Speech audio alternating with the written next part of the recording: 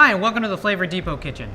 My name is Chef Steve Smith. I'll be making loaded baked potato soup for you today, including 4 of our flavors. First off, take some butter, flour. Once that starts to get golden brown, then we're gonna add the milk.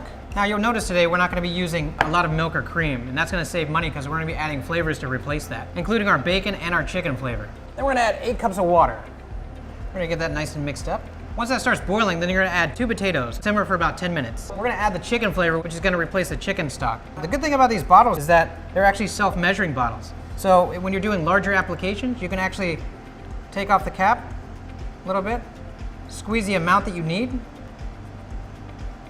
and then pour it right in. Bacon flavor, heavy cream, butter. Cover it up, let it sit for about 5 minutes, and it's ready to serve. All right, now we're gonna garnish. Add a little cheese in, cut up a little bacon.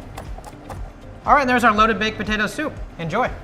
You can download this recipe and many more at flavordepot.com. Flavor Depot was developed for independent restaurants and food service professionals. Using our recipes will make them unique, bringing your customers back again and again. Distinguish your business from the rest and enjoy great success. Thank you very much.